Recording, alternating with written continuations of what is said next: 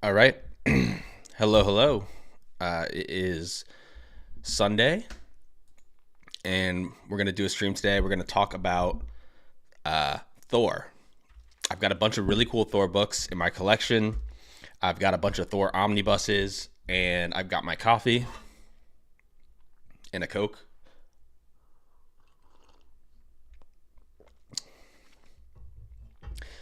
And yeah, we're just going to go ahead and talk about that. So, give me one second here.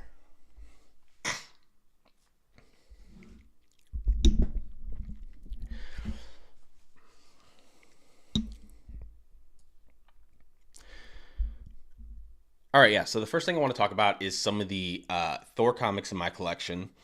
I have 10.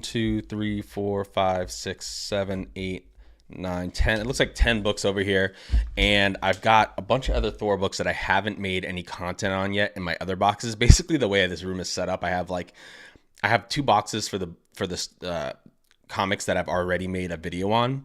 I've made shorts on 140 different or 139 technically different comics, and actually a little more than that because in a lot of those I would show two comics at once. But me and my wife finally organized my boxes into a way where I know which ones I've already featured on my channel and I know which ones I haven't. So all of these Thor books here, these really, really cool books, have been featured on my channel at some point. But I'm going to talk about them again today. And then, those ones that I haven't featured in shorts are going to come up in shorts eventually. But I always try to keep I've made so many of these. I always try to keep my stock up on books that I haven't made content on yet, as well. So also, if there's any characters that anyone ever wants to see me do content on or talk about or do, I'm getting into excuse me, I'm getting into a lot of the histories of characters in the shorts I've been making lately. Like today I made one,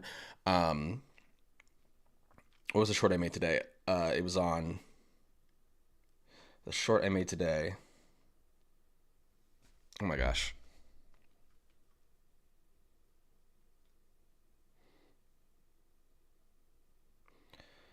Oh yeah, Apocalypse. Man, I don't know why I couldn't remember that. It's been a long day, I guess. But yeah, I made a short about my first appearance of Apocalypse, which I have here.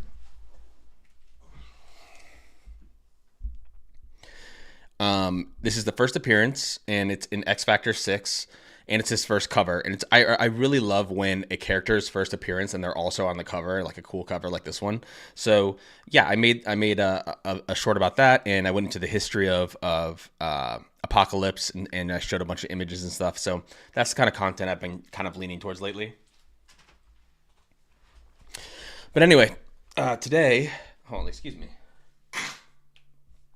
All right. Anyway, today, let's talk about Thor. So I'm going to show some of the books that I have here.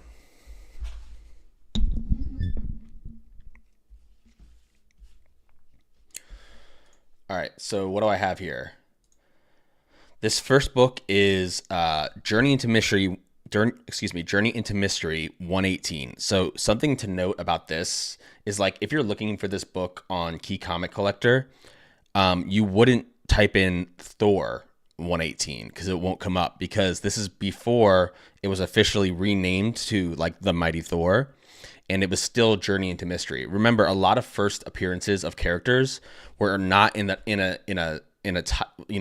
book that was titled the name of that character. Like Batman was Detective Comics 27, Superman was Action Comics, Spider-Man was Amazing Fantasy. Well, Thor's first appearance was in Journey into Mystery.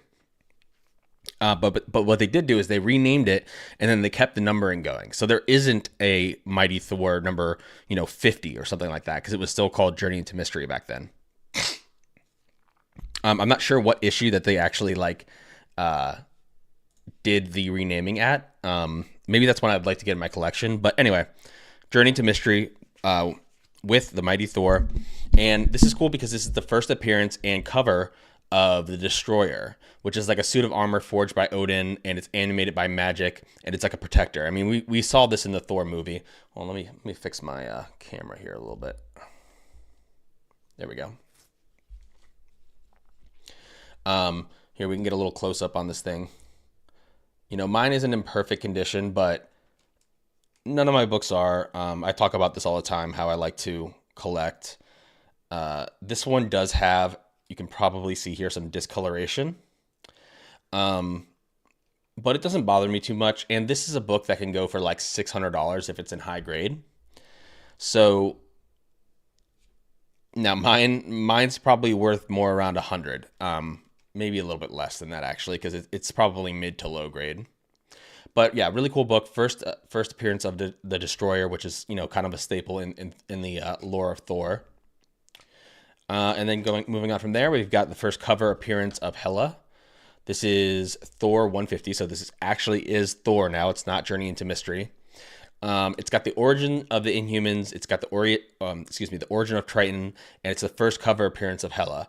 I should also mention all of these books are going to be basically pretty much all of these are Jack Kirby covers, and I really love Jack Kirby. There's a little Loki there with all the Kirby crackles around him.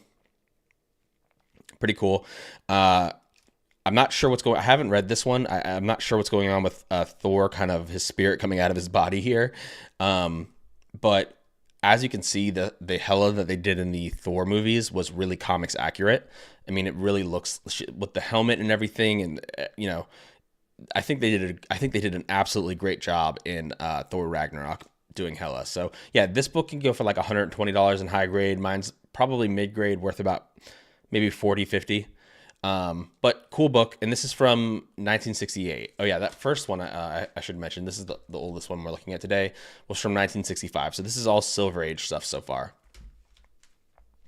All right, this next one is 155, Thor 155 from 1968. Again, a Jack Kirby cover. He's the artist, and Stan Lee is the writer.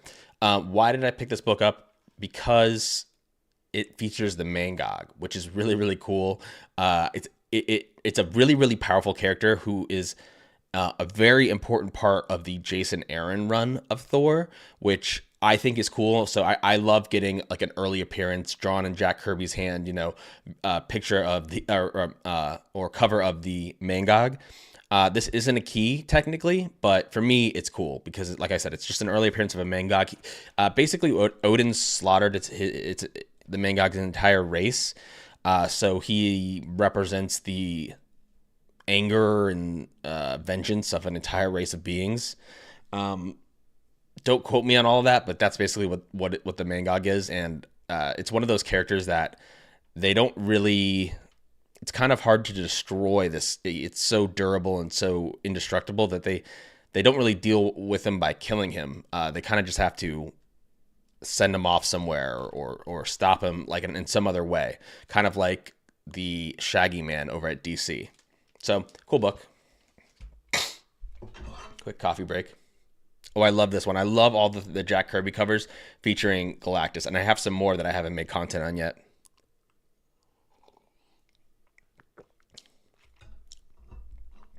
All right, so this book is from 1969, Thor 160, Jack Kirby, Stan Lee. This is an amazing Thor by Jack Kirby. Really love this cover. I really love the purple. And I absolutely love Galactus being over here. Galactus is one of my favorite designs of anything to come out of like the Silver Age of comics. I love the design of this character. I've talked about it before, how much I love Galactus, and he's my favorite villain, even though a lot of people argue he's not a villain. I could argue otherwise. So, yeah, he's a force of nature, whatever you want to call him. But I love Galactus, so cool to get early Silver Age books with Galactus on the cover. Let's zoom this back out again. Oh. And this is a Galactus story where Galactus hunts down Ego, the living planet. All right, another Galactus, Jack Kirby drawn a Galactus, really, really cool. This is from 1969, so we're still in the Silver Age, near the end of the Silver Age. This book can go for about $500. Actually, yeah, this one's like a $160 book in high grade, and the one before that, I don't really know, but I kind of was getting in the habit of saying the prices, so I'm going to try to do that. So in high grade, this can go for $500. Mine does have a little hole in the front, but it doesn't look too bad. You have to get pretty close to notice it. So just sitting on the shelf, you don't see it. This is one that I'm definitely going to put up on the wall in here because I really love this giant Galactus made by Jack Kirby. It is the first appearance of Thermal Man, and it's often cited as the origin of Galactus, though not that much about him is revealed in here. So, cool book. 1969 Silver Age. This one is not a key technically, but it does have Surtur on the front, and it's Jack Kirby drawing Surtur, really cool. It reminds me of what happens at the end of Thor Ragnarok, where Surtur is basically destroying Asgard. So, and I love the colors too, and I love this blue inferno and everything. And this reminds me a lot of like the way Daniel Warren Johnson does his like letters and shows motion and stuff. Maybe he takes some inspiration from what Jack Kirby did here. I don't know, but yeah, this is another really cool book. This is 1970, so the very, very end of the Silver Age. And okay, let's move on from that. This is a kind of milestone issue, Thor 200. And this is a Ragnarok issue. So, yeah, the end of the world, right? So this is like where they kind of originally took the Ragnarok story from. And and what's cool about this too, the artist on this is Gil Kane, who I'm much more familiar with Gil Kane's work over at DC. So it's cool to have some crossover and see Gil Kane's work at Marvel. Okay, now this one, this has to be an homage to Frank Miller's Batman, right? Like, hold on.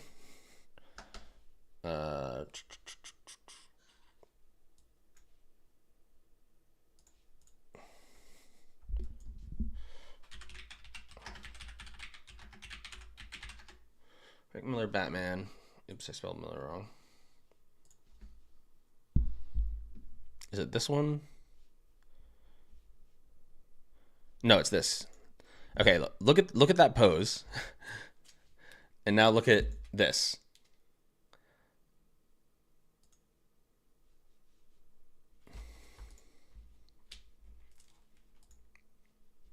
So that and that. He's hunched over. It's kind of the shaky lines. He's holding the hand to the side like that, and then look at this.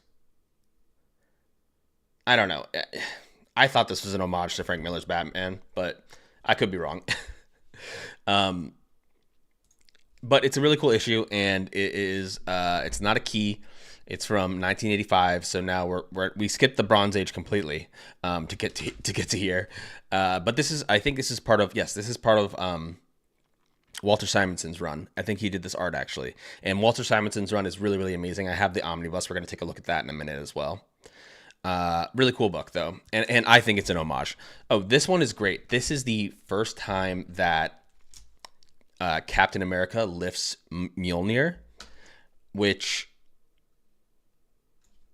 is a really cool key to have, and it's also really cool because I got it signed by like the whole creative team, even the editor Ralph Macchio. Now he did smudge a little bit when he was writing it, but it's not the end of the world. We tried to get it off a little bit, but we got Tom DeFalco, Brett Breeding, Ron Friends, and then Ralph Macchio. And I got it signed at the All at One convention at Heroes Con.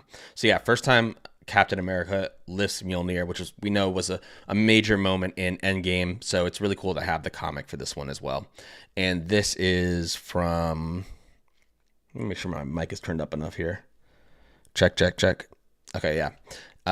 Like I said, this is 1988. So late 80s comics. This guy right here, what is this? This is the first appearance of the New Warriors, the first cameo appearance of the New Warriors. Nova, Night Thrasher, Namorita, Speedball, Firestar, and Marvel Boy, who later becomes Justice. But yeah, I love this because I really like the New Warriors. I'm working on reading my way through the New Warriors omnibuses, and it's really cool to have their first appearance. Now, this one I did get signed as well by Ralph Macchio, Ron Friends, and Tom DeFalco. So this is another one where I got a bunch of signatures on it, and it's the first appearance. So yeah, really, really cool. Also, I love this cover. This is a really cool. Who did this cover? Let me see. Oh, Ron Friends did this cover. I mean, I just love the Juggernaut in general. So, yeah, and to have this signed by the whole creative team is pretty awesome. And, it's the first appearance of the New Warriors. If you haven't read any New Warriors, that's one that I highly recommend. Maybe I should have grabbed my New Warriors omnibuses because I actually love them. And now I'm only on the second one, but Omar over at Near Mint Condition, I talk about him a lot, but he raves about the New Warriors and how great of a comic it is. And I think it's a really good, I think it's a like an underappreciated comic. I really do, for and especially for its age, because I think it was New Warriors were like in the 90s.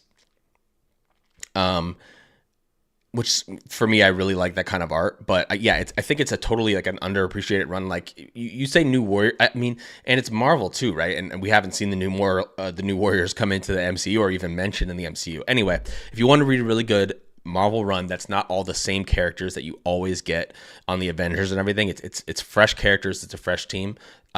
There's 3 New Warriors omnibuses out there that are awesome, and like I said, it comes highly recommended from Omar over at Near Mint Condition. That's the reason I picked them up, because he raved so much about it, and I'm happy that I did.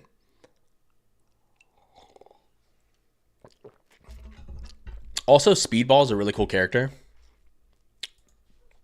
Look at this. Hold on. Speed. Okay. All these these colors and stuff come out of him, and he, I don't know exactly how his powers work, something about kinetic energy, but he can bounce off anything. Like he once he gets going, he just starts bouncing around like super fast, like bouncing around enemies and stuff. And it's really hard to slow him down. And it's just a funny concept, and it makes for some interesting art in the comics. And I really like this character. I think it's a unique superpower to have. So yeah, no, I'm a fan of Speedball. I'm a fan of the New Warriors. Here's this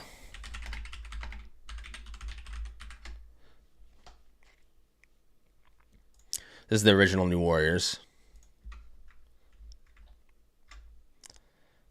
Namorita, Thrasher, Speedball, Nova. It's cool to have any team that has Nova on it. I'm a fan of that. What is this? Firestar and Marvel Boy. Now, Marvel Boy, I don't know that much about, but it's just funny that that's a character name. It's like someone was being a little lazy on that one. All right, going back to Thor, though. That's what we're talking about today. No better place to start than right here.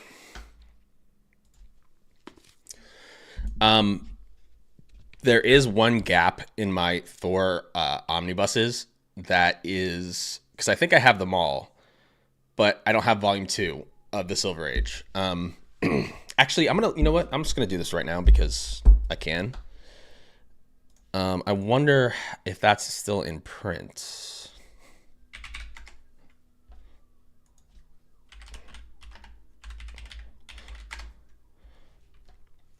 All right, so I don't have the Donny Cates Thor either, but I did read that in regular issues as it was coming out.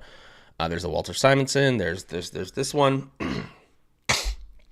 Oh, they're coming out with volume 5 soon. Oh man, that means they've probably come out with 4, and I haven't got that either. I might be 2. Yeah, I might be 2 behind here. Although no, wait, I have 4. Oh, I just didn't put it on. I didn't bring it out here. So I have 4. Where's 2 though? There's this. Yeah, 2. So 2 is out of print, I think. Yeah, look at this. $260 for for volume 2. And that's why I don't have it. Well, that's on Amazon. I'd have to get it on eBay.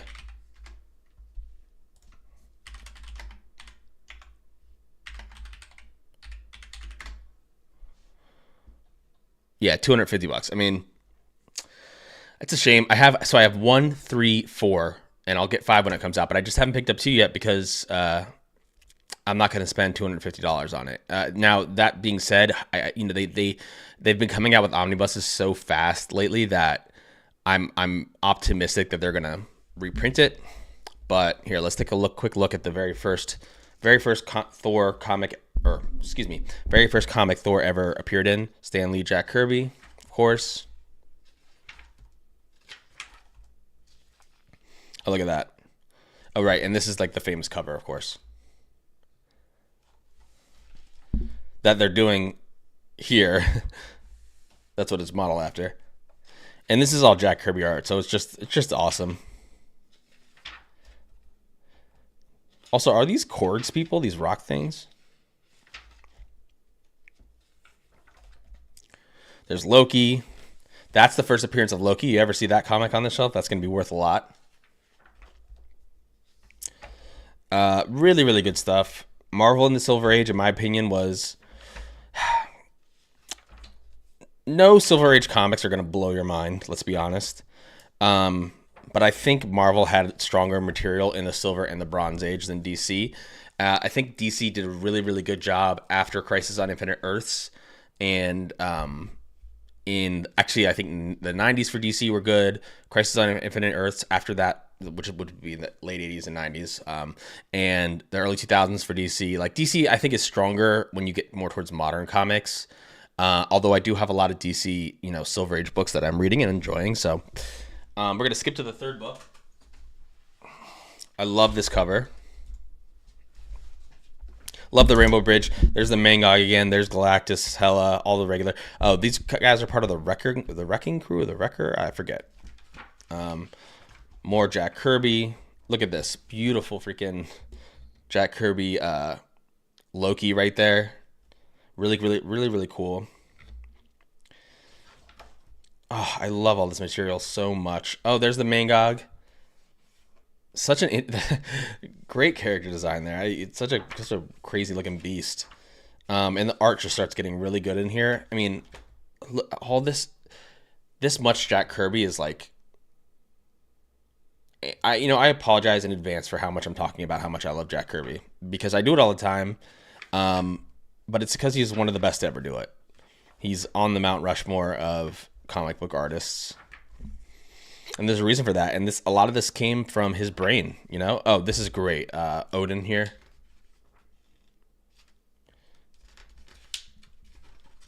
I mean, look at this with Thor out in space and everything. I love the way he drew like the machinery and stuff like that. There's Volstagg, the Warriors 3. This is all really, really, really great stuff here. I do have volume 4. I did not bring it in. Oh yeah, they were experimenting with some of this kind of stuff at this time with actual images. Ego, the Living Planet. Some of the issues they just showed were in this volume. Actually, here, let's see.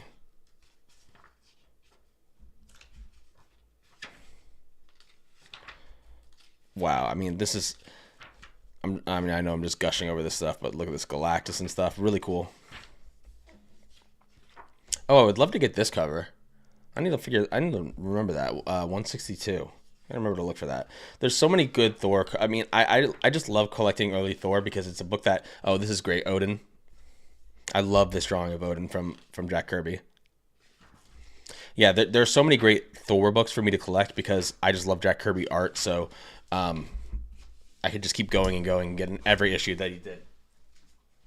All right, now we jump forward to Walter Simonson's run. This is the run that, like, I kind of think of this in the same way as, like, almost like Frank Miller's Daredevil. How that was, like, a very much, like, a character-defining run. And it really, made Daredevil...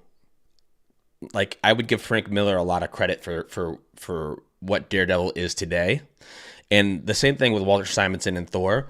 Not that the stuff that Stan Lee and Jack Kirby did wasn't, really important to establishing who the character was, but I think the lore of Thor and Asgard and everything gets so much deeper in Walter Simonson's run. And you even get a major first appearance of Beta Ray Bill. So that's in here. And the art is beautiful. There's something about this that a lot of people didn't like. that I will point out now is that this omnibus, oh look, this is a helicarrier, shield helicarrier, love that. This omnibus was recolored. So they had someone come back in and do more modern colors over the pencil and inks that did Walter Simonson? Yeah, I think he wrote and he. Oh well, it says Simonson and Sal Buscema. So because Walter Simonson is one of those guys that is a artist as well as a writer. So sometimes he does everything, you know, or not everything, but like he does the pencils and the writing, and then like someone like Terry Austin will come in and do the inks. Yeah, writer artist Walter Simonson, and then alter Sal Buscema. So the ones that Walter Simonson didn't draw, Sal Buscema did. But this, first of all, this whole story with Beta Ray Bill is really great. I love that it's a whole new mythos. Beta Ray Bill's like origins, where he comes from, how he was chosen by his people, and what he has to fight. I mean, this is such a great idea. I cannot wait for them to do this in the MCU. You know, in live action, to bring in Beta Ray Bill will be freaking amazing. He's got his ship, Scuttlebutt, I think is what it's called. What is this ship called again? Remind me if you're watching the VOD or whatever of this later. Remind me in the comments what is. I think his ship is called Scuttlebutt or something like that. But yeah, this is like a character-defining run for me. I think it's super important to the history of Thor, and to some of the other characters around Thor. And yeah, actually, let me see. How much time are we up to now? 26 minutes. So I'm going to move a little faster through the rest of my Thor omnibuses. But if someone were to ask me, where should I start reading Thor? I always recommend, you know, I always give Silver Age comics a little bit of a disclaimer, because Silver Age, you know, isn't for everyone to read. But I would say this would be a good starting place for Thor. I think if you're okay with not starting in modern comics, but you want to start in like a really, really good run that's a little bit older, then you go Walter Simonson. If you want to start in modern comics, you go here. Well, yeah, I would say you go here. And this is one of my favorite artists of all time, John Romita Jr. JR. And this is the Heroes Return stuff. So this is Marvel sold off their characters to Image for a year or was it a year, around that amount of time, to release titles with those characters through them. And then, you know, Marvel did their own thing with like the Thunderbolts and whatever. But eventually all those characters came back and to be printed by Marvel again. And that's why this is called Heroes Return. This is when Thor came back. Remember, it was after the Onslaught thing, right? That they all got transported into like the Image universe. Anyway, all that, you know, comic books, all that happens. They eventually come back, and you get this. You get Thor coming back here, and they go back to. I love how he draws Juggernaut. I really love John Romita Jr.'s art. I love his modern style. I love his original stuff, and I love his modern style. But this is filled with amazing John Romita Jr. art. Oh, there's a really cool part in here where Odin is like in chains, and I just think that's really cool. There's Hela. Look at this. This is Asgard. I mean, it's beautiful, really beautiful. I love when the combination of a good writer and a good artist comes together. Who is the writer on this book mostly? Let me see. Oh, right. It's Dan Jurgens, right? Dan Jurgens did most of this. There's 2 omnibuses for Dan Jurgens' run of Thor, and it's mostly him. And you also have Tom DeFalco and Howard Mackie, and then John Romita Jr. is the main artist. This is when the Rainbow Bridge is broken, but Thor can use Mjolnir to teleport. And then they also bring back this idea of Thor switching out with a human, because this human. Let me see here. Okay, you have the Destroyer, right? And the Avengers are going after the Destroyer, and even Scarlet Witch has trouble with the Destroyer. And what ends up happening here is that this human, I think is Donald Blake, dies trying to save someone. And someone correct me if I'm getting my this wrong, because I read this so long ago. Thor kind of makes a deal to come back to life, and part of that deal is that he's now going to be hosted in the body of Donald Blake, this paramedic. And so it kind of goes back to this thing that was around when Thor first started, which was that, you know, he would bang his his hammer on the ground and he would become human, and then if he did it again, he turned back into Thor. I'm not such a huge fan of that concept, and it doesn't last like forever in here, but it's kind of cool going back to the roots. Oh, here's Odin chained up in prison, which I thought this is the art here was really cool. This close up of Odin's face here. Yeah, John Romita Jr. just killing it here. Oh yeah, and this two-page splash, very cool. Okay, so there's another one of these.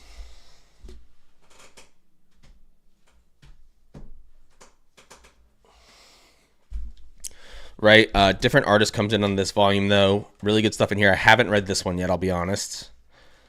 Another one of those.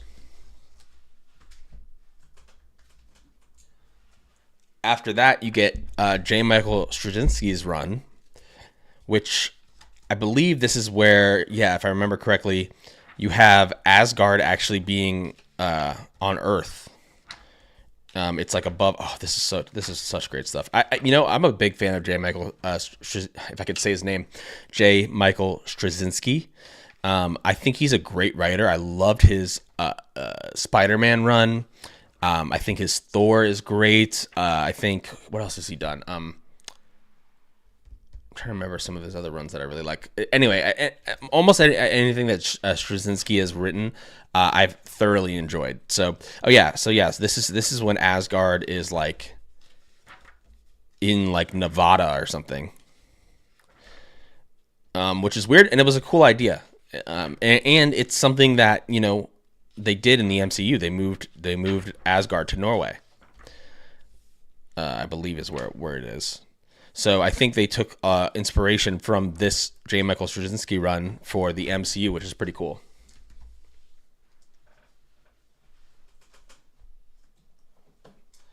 Then you've got Matt Fraction's run, really good as well. I read a lot of this in trades, and you get like Kid Loki in here, I'm pretty sure, and Odin becoming like a giant and fight. This has got some crazy stuff in it, this Matt Fraction run, but good stuff, very very good stuff, and pretty good art through here too. Oh, this looks like this is John Romita Jr. again on Thor, a little bit more modern now though. Look, it's raining frogs. I don't remember everything from this. It was quite a while ago that I read this in trade paperbacks, and I didn't read the entire thing. So I still need to finish up reading Matt Fraction's run on Thor. But I remember liking it a lot, and I do recommend. The Straczynski omnibus and the Matt Fraction omnibus are a really good place to start Thor as well if you're getting into modern Thor. Now we move on to one of my favorite comic book runs of all time, though, Jason Aaron's Thor. Jason Aaron is an amazing writer. He's done so many good he's told so many good stories, and I think it'd be hard for me to say that Thor wasn't his best run. I don't know. I mean, he did Avengers. I think his Thor run was the best, and what he did is he made Jane Foster Thor, which is such a cool idea. And when I had not read this run, and I heard the concept of Jane Foster being Thor. It starts off with the whole what's his face, Gore the God Butcher. That's the first arc, which itself, that's amazing. And we had Gore in the movies played by Christian Bale, which was awesome. And the other thing about this run, great art. Yeah, Jason Aaron's run, like, it's one of the best Thor runs out there. It's one of the best modern comic book runs in my opinion. And you got Gore the God Butcher. That's like the first story that goes on here. There's Gore. And there's some really cool stuff in here where they kind of go to the end of time, and you see Thor and his daughters near the end of time, and kind of there's some that comes later in here. But anyway, we start off with Gore God Butcher, but then we move on, and we get female Thor. We get, let me see if that comes. Let me see when that happens in here. Let me skip ahead a little bit. Jane Foster as Thor. Oh yeah, that's gonna be here. There she is. the art on this part of the run when Jane Foster becomes Thor is some of my favorite comic book art ever. For modern comic book art, it's so good. I'm who's this artist? It's Dodderman or something, or Russell. The artist is. Oh, is this going to be the whole thing?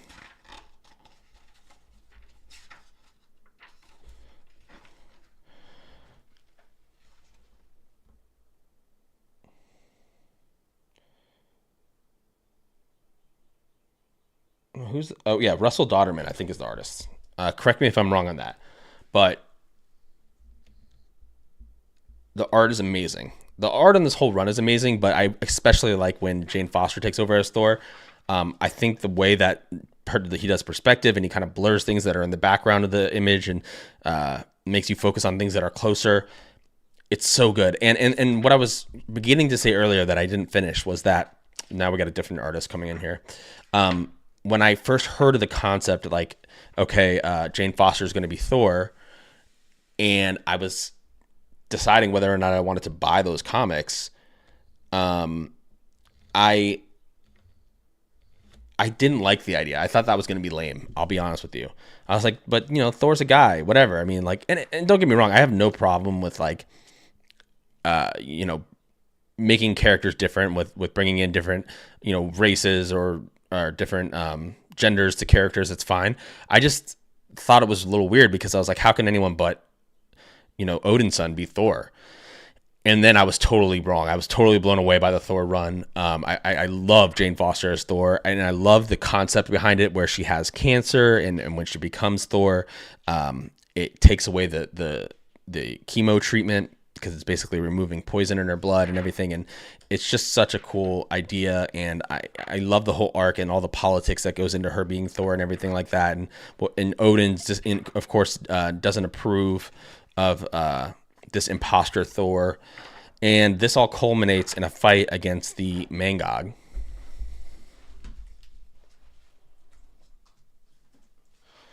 Which should be in here, and that's why when I showed that Mangog image, or that Mangog, the comic book where he was on the cover earlier, this is what I was talking about.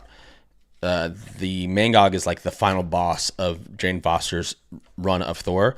See, look at this art in here; it's really, really beautiful. And she has to sacrifice herself too. This is a spoiler for this run, but if you've seen the latest Thor movie with Jane Foster as Thor, you know that eventually what ends up happening is she ends up at the gates to Valhalla, and she turns away. Which the fact that she has that option is interesting. Oh, I forgot about this. The War Thor, I think this was called, where I think it was Volstagg becomes Thor, and he gets, what's it called? This hammer. I want to say Thunder Fury, but that's from WoW. Stormbreaker. Yeah, that was really good. Oh, that's a great arc. Forgot about that. Oh yeah, and then you have Unworthy Thor as well. Anyway, there's Throg. Let me see if I can get to. I guess I don't need to show it, but oh yeah, and then the art in here. So the artist changes after Jane Foster's done being Thor, and you get this artist, and this is so unique. I think Marvel is totally missing like the kind of unique art that was going on at this time. I love seeing different art styles in comic books because sometimes they get stuck in like, and every comic looks the same. I like variety when I'm reading comics, and you can see like when you're looking at this art compared to the art earlier in the book, it's very different, but it's still good. I think it's really beautiful. I love how the colorist does this and everything. It's refreshing. So yeah, I can't rave enough about Jason Aaron's run of Thor. It was really clever. I think Jane Foster as Thor was a great idea. And the art all the way through is great. I did grab this as well. I haven't read this, but I've heard really good things about this. What's mostly in this omnibus, because it's obviously it's Thor related. That's why I grabbed it. Is Loki, Agent of Asgard, which I've heard is really good. So I do plan on reading this. But I wanted to just show this really quick because, we're talking Thor today, so I figured it was a good time to show some Loki too. I have read the very beginning of Loki, Agent of Asgard, and I really liked it. And I like the humor and the concept. And the art was good. It was kind of typical modern Marvel art. There's Doom. But yeah, this is great too. All right, so that is all the Thor comics that I have made content on so far. I have a lot more in this other box over here that I'm going to be making shorts about soon and doing the history of Thor, different characters, Beta Ray Bill, all that stuff. And those are all my Thor omnibuses. Like I said, I'm missing volume 2, but we looked that up and that's worth $250 right now on eBay. So I'm going to wait on volume 2 for when they reprint that. I am going to get volume 5 when that comes out. But volume 2 is the only Thor Omni I'm missing besides Donny Cates' Thor Omnibus, which that run was actually really good. Donny Cates' run of Thor, but I have all the single issues. I mostly buy Omnis because I want to read them. Sometimes I buy them just because I really love the run. Like the Jason Aaron run of Thor, I'd already read that, but I really wanted the Omnis because I wanted to have it in premium collection in my premium format in my collection. But I don't know if I'm going to do that with Donny Cates' run. I do really like it, but I don't know if I like it enough that I'm going to buy it on an omnibus that I'm never going to read, just because I want it in my collection. So, that's all the Omnis. If you want to start reading Thor in omnibus form, I would say actually the best place to start is not the Heroes Return stuff. I think J. Michael Straczynski's run of Thor is the best place to start reading modern Thor if you're getting into comic books. Going back earlier than that, you still have some really good material. The Heroes Return stuff by Dan Jurgens is great. But I think Straczynski's stuff is a start of some really strong material going forward. I mean, not that Dan Jurgens' Thor is bad by any means. I really enjoy it, but like if I had to give one recommendation of where to start, it would be J. Michael Straczynski's run. And the reason I say that is because I sometimes do TikTok streams where I'm standing in front of my entire library of omnibuses, and I often get that question, like, where should I start reading Thor? If I wanted to get into it now, and that's where I'd start. So, I think that's going to be all for today. But if you've made it this far, thank you so much for watching, and please like and subscribe.